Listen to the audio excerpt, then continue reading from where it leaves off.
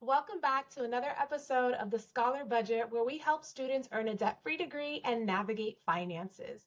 So, friends, let me ask you, in your opinion, when is the best time to start having a conversation about money? Do you wait until you get a job? Do you start in elementary school? Because today's guest is going to help us understand how we can have that money conversation no matter what age we are, no matter if you're talking to an elementary student or a young adult in college. MJ, who's a former high school math teacher, found himself on the side of an interstate with no money for gas. Can you just imagine? And so this led him to a wonderful, amazing, transformational story that we're about to jump into. But he was able to eliminate $96,942 of consumer and student loan debt to become young and debt free. So today, MJ is a full time entrepreneur and Airbnb host. I definitely want to be like him when I grow up. And his work includes educating students on the fundamentals of personal finance and college readiness. And so, before we jump into the interview, if you want to learn more about MJ, you can find out more information about him at younganddebtfree.com. So, go ahead and grab your favorite notebook and pen as we get ready to jump in today's conversation. You're listening to the Scholar Budget Podcast, where we teach you how to earn a debt free degree, grow your money, and claim every opportunity with your name on it. I'm your host, Raquel Bartoli. Let's jump right in.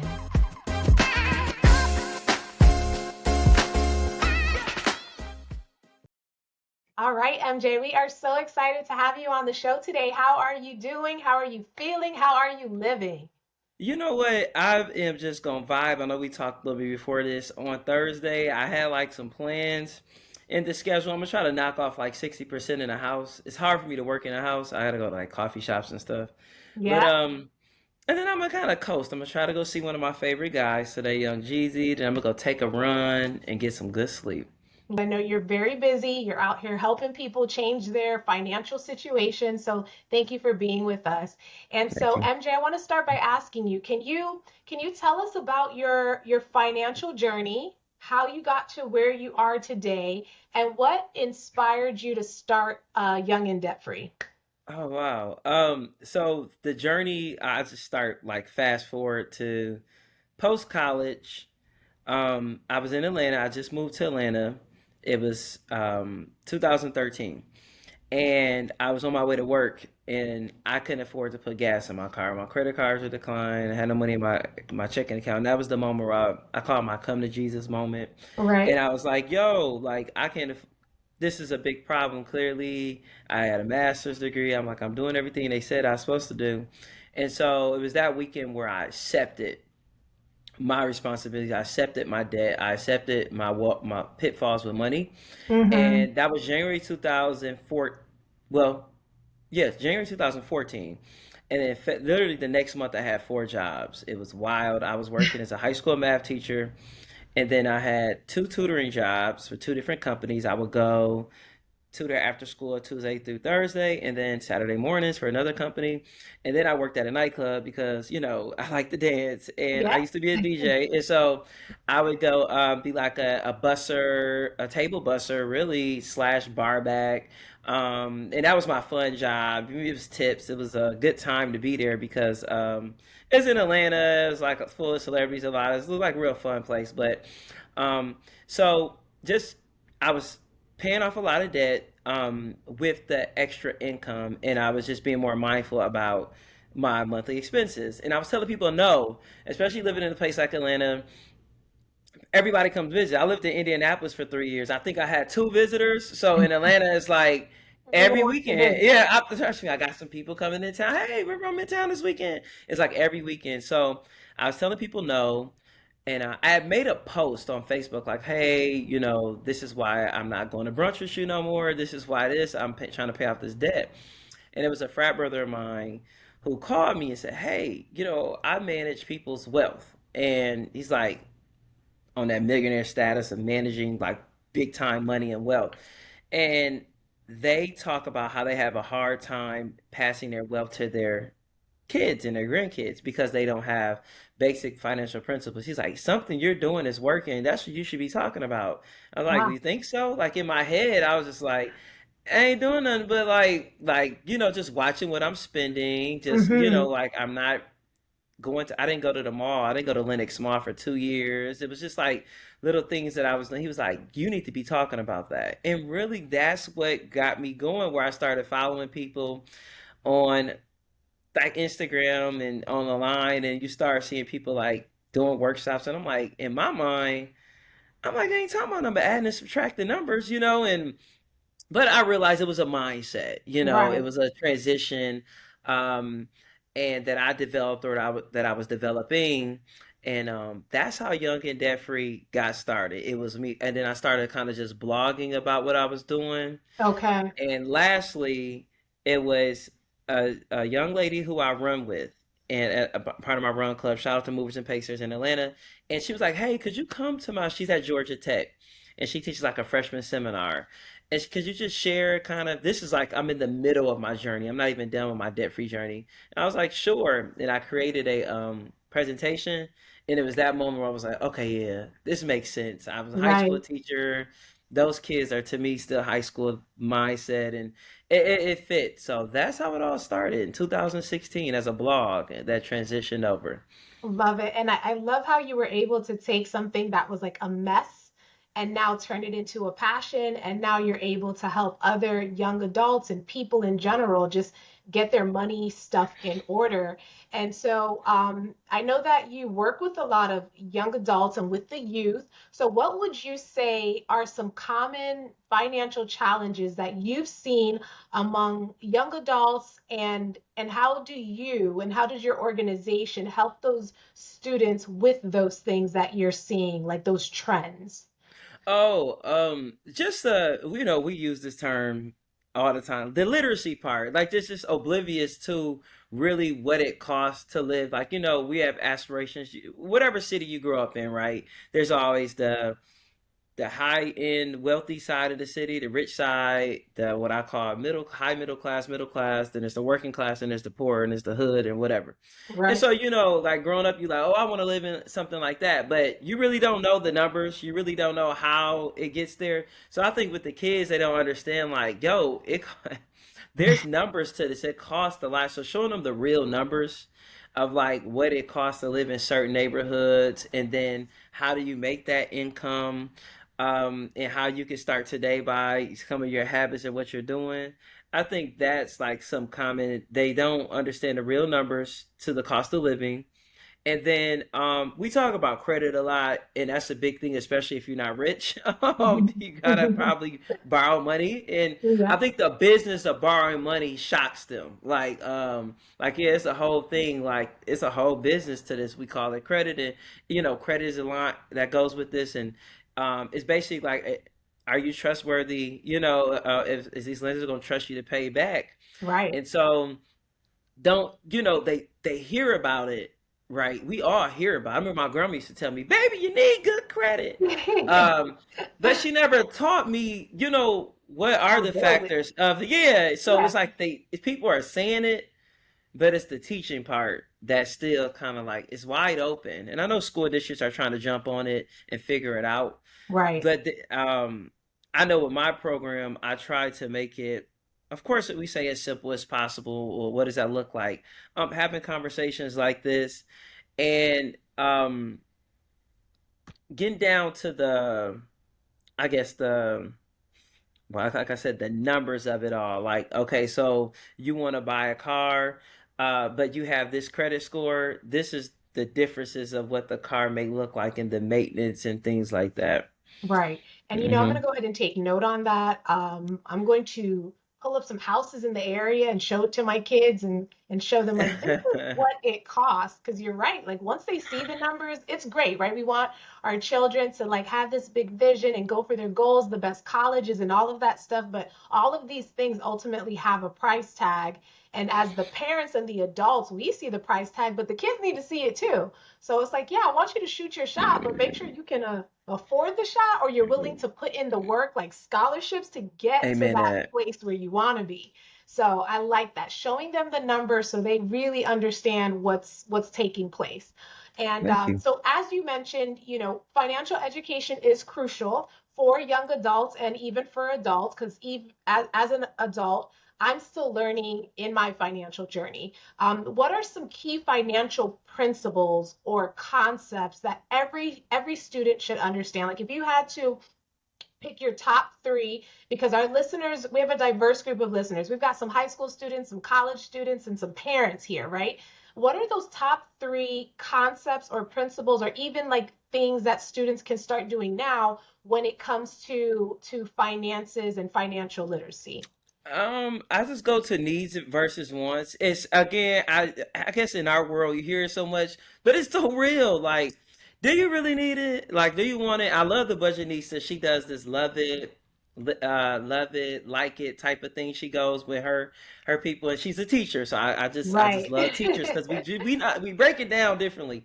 So, but Hmm. needs versus wants, like that's just so important, especially at the we can just it's still amazing that you can order McDonald's from your phone. Growing up, you have to go everywhere and get Right. everything now. So the instant gratification, the instant like I want this, I want it now. We jump right online and just buy things and buy it. So needs versus wants is so critical. I Right. still I have my moments I noticed with it. During my journey, of course, I was really good, but I'm noticing I'm getting a little lax and I had to slide back because I was in Dillard's the other day. I was like, MJ, you don't need, like you don't. I'm trying to maybe get a new shirt for homecoming or something, but I'm like, but you don't need this either. Put it back. Right. Needs versus wants. The power of interest, under calculating the interest rate. I tell the students, look, I taught math, and I know simple interest is a part of the objectives. All your math teachers taught y'all this, but showing them like this is where it's applied. Right. When you buying a car, and then the daily compound interest from a credit card.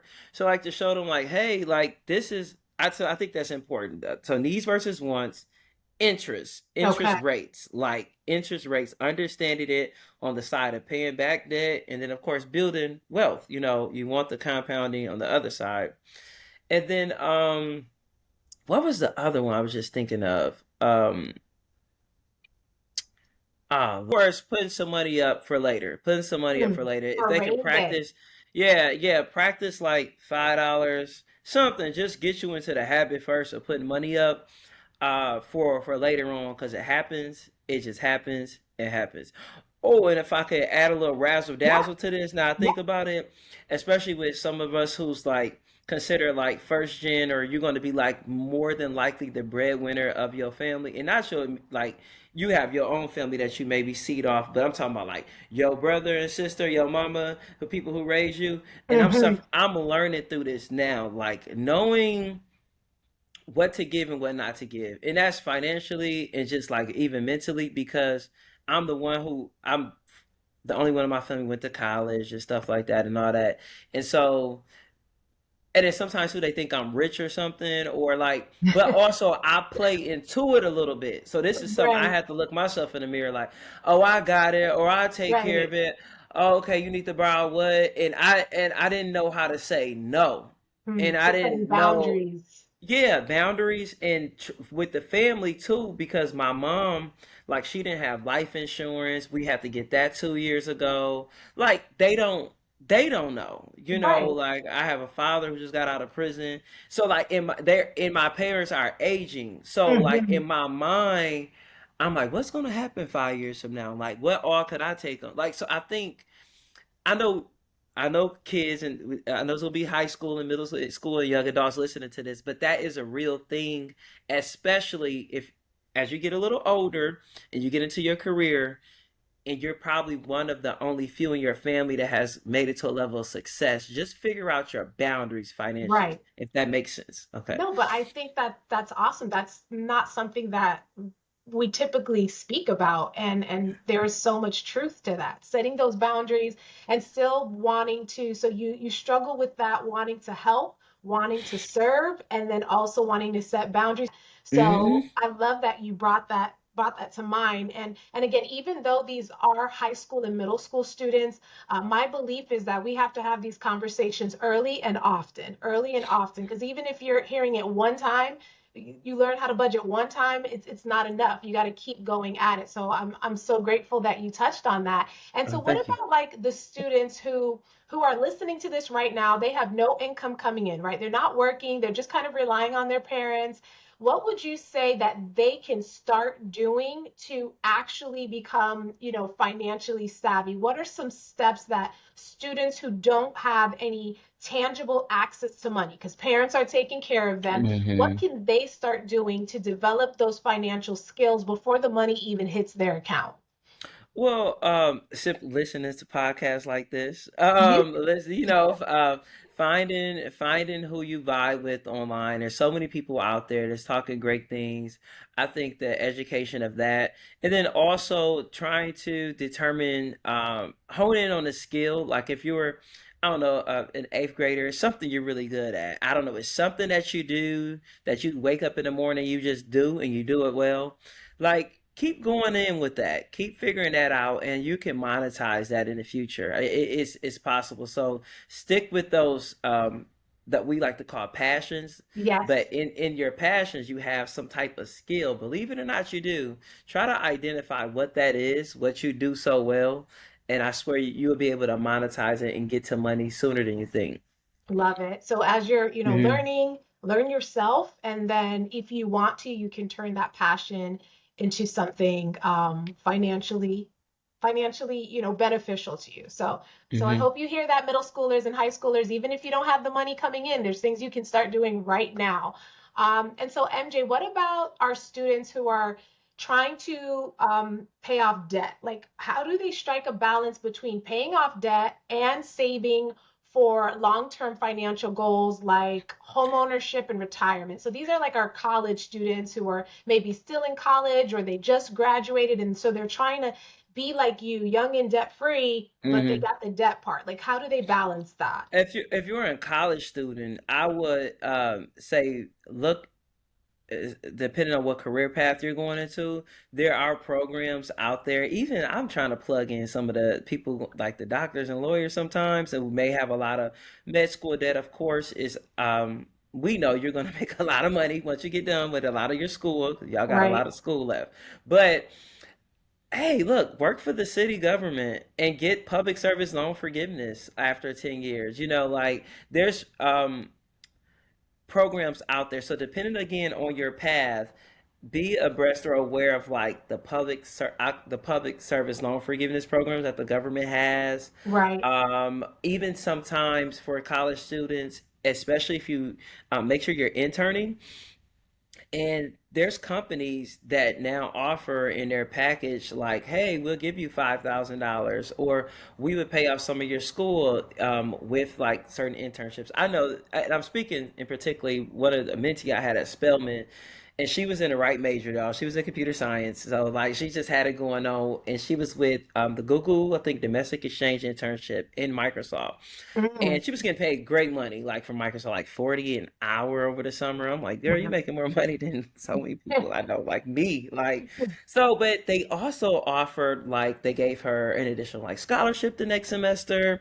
Um, and then as she got into her career, some of these companies was like, hey, instead of like maybe X number of weeks on vacation, you can take like ten to $15,000 from that, and it will pay off some of your student loans.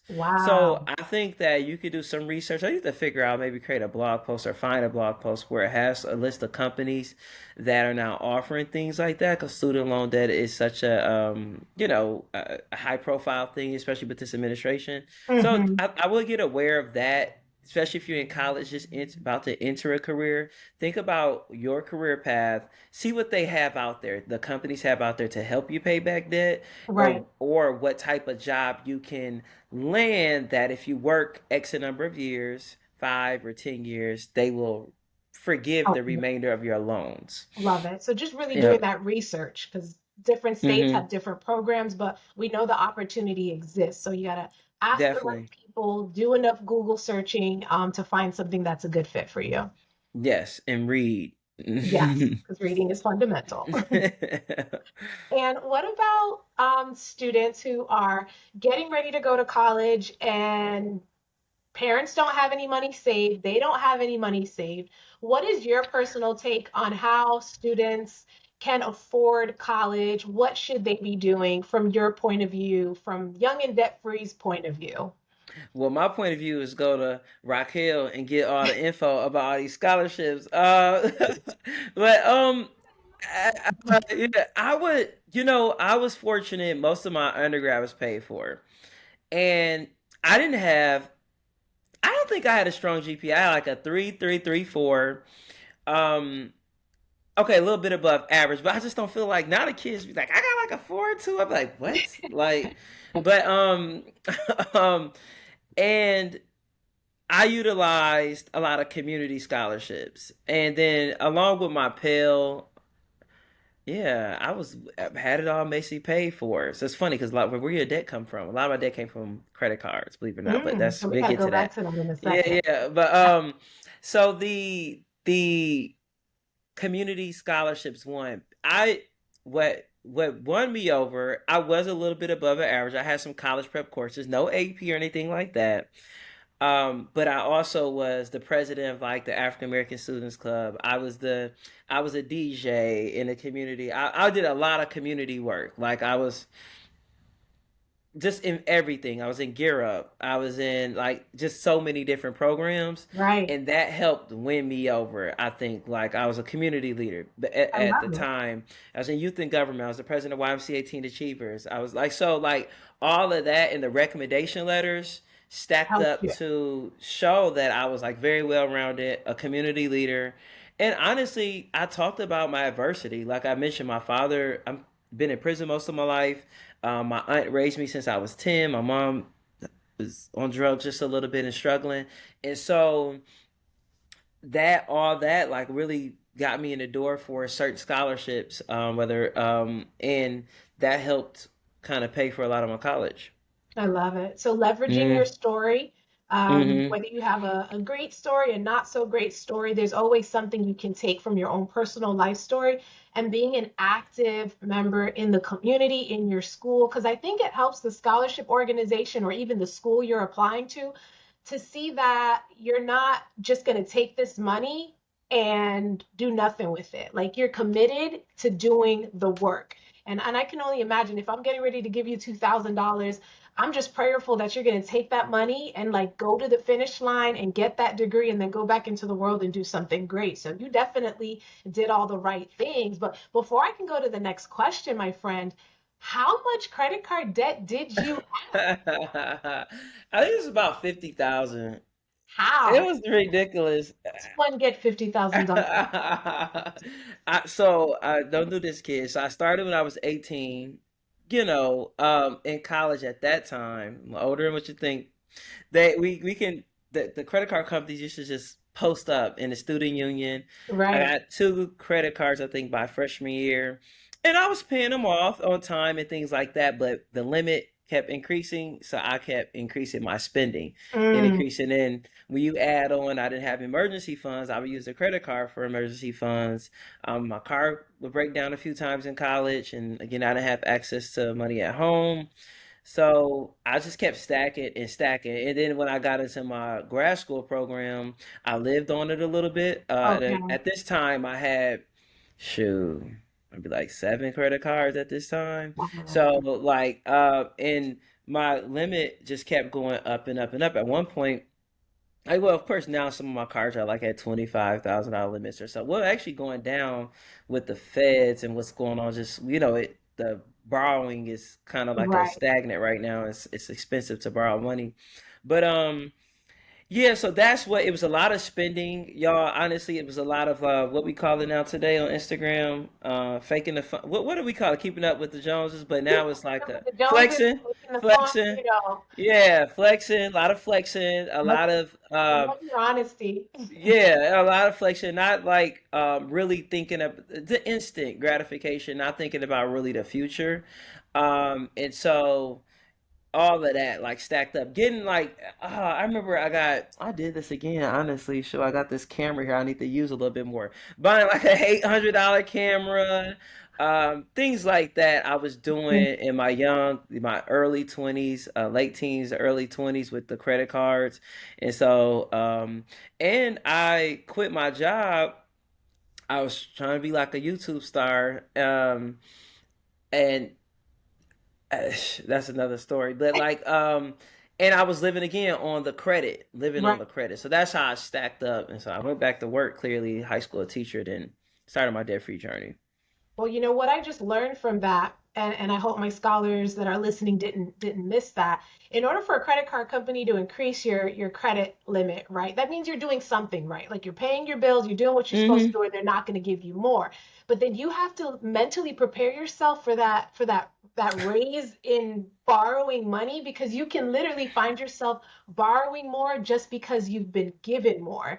And so Mm. was like, okay, that's something you mentally prepare for. Like if you're doing what you're supposed to do, paying your credit card on time, you started with 2,000, now you're at 5,000. That doesn't give you permission to start spending at that 5,000, and that can easily happen. So yeah, thank you for sharing Yes. your credit card No journey. problem. We're taking notes on that we are not going to do that, right, friends? We're not going to do that.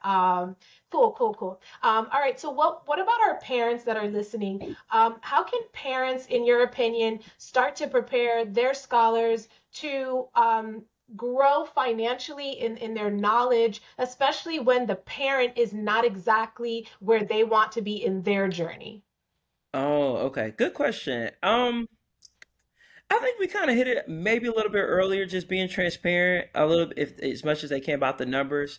A lot of Okay. times when I ask students when they hear about money, it's when the first of the month when the bills are due, they hear their parents talking about it. But I think if they can have a more a constructive conversation around it, like this is Right. what it is, this is how much money we're bringing in, show the real numbers, or go on a journey with your students, learn together. Why not spend 25 minutes on a Thursday evening and let's read, I don't know, some segment or watch a YouTube video and let's talk about like what this mean, how we can apply it. um, and then the power of work ethic, and not spoiling your kids. And so, shoot, I got some little spoiler nieces and nephews. I'll be looking at them. They ain't super spoiled, but they spoiled enough Yeah, where I'll just be they're like, tiptoeing into the spoiling. yeah, I just be like, like you got to work to earn this. So for real, Right. that's real. Like to figure out the balance, especially how where I was raised. A lot of parents who, we weren't able to see things. People didn't travel as much as we're traveling in this generation. Our parents didn't travel like this, and Right. you know, so people like, hey, I want to give my kids what I didn't have. I always hear this and see this. I'm like, baby, but first of all, like he has a D average, like across the board. Like, let's not buy the expensive $250 dunks all the time. Like, that's me on the outside. And I'm not a parent, so I always gotta like say, I said, look, but I've been a teacher for years. I've been working with teenagers as a high school teacher for a while. So you know. And yeah, I'm like, I know a little something, okay? And work ethic, in earning money, like for real, that work ethic thing is real with the kids. I think that's important in the part of the money conversation. Like, hey, you have to work and learn responsibility, deadlines, things like that. Right. So those things are still very important. I love it. Well, I've already written down in my mental notebook that we gonna look at these houses on Zillow.com so they can pick out their house and then they can see how much it costs. And I co-signed that work ethic as well, teaching them from Mm, early how you can earn money. And I was listening to a YouTube, I can't remember, but I remember the gentleman saying like you want kids to tangibly feel money versus giving them a credit card. Because once they realize they have $10, they spent something and now they only have $2, it's very real to them versus when you're like giving mm, them these, they have these like debit cards and credit cards that you can give to your kids. When they're swiping, they're not realizing the money is being deducted, but when it's tangible in their hands and we go to Target and they got to give that $20 bill and they get 50 cents back, it's like, well, you ain't got no more money left until the next mm. report card. So thank you for giving Yes. all those nuggets, MJ. And so before we close out, is there anything else that's on your heart or anything else that you would like to share from Young and Debt Free that our scholars can take with them and just reflect on or use as they strive to not only earn a degree, but live outside of poverty, live with means to not just take care of themselves, but to be rich and wealthy so that they can help others and give back? What would you like to close us out with? Start journaling. Start journaling every day. Yeah. Start figuring like learning yourself, and loving yourself as much as you can, and identifying kind of like those strengths and virtues that you have. Like you tap into that, like you would tap into a stream of like wealth about who you are, and then Right. tangible wealth, because you're gonna start going into an area and having that confidence, and you're gonna know like this is what I need to do. Okay, this is schooling I need to go through, because you know yourself a lot more. Start tapping into yourself, and I encourage you to journal, and it could be for literally 60 seconds a day. Just write something positive about yourself, and then maybe write a reflection. And when we say reflection, you hear a teacher say it a lot. Just say, write down something that made you laugh today, something that made you sad, something that made you Mm, smile, whatever, just to go back. But you will see through journaling too that you actually live a beautiful life. You have a beautiful life, and it helps with gratitude. And all of that yeah, for real is a part of the wealth building process. I love it. All right, MJ, once again, thank you so much for blessing us Thank with you. all of your nuggets and your journey and your vulnerability, and we appreciate you so much. All right. Thank you so much. Hey there, I hope you were taking notes and you're ready to implement what you heard.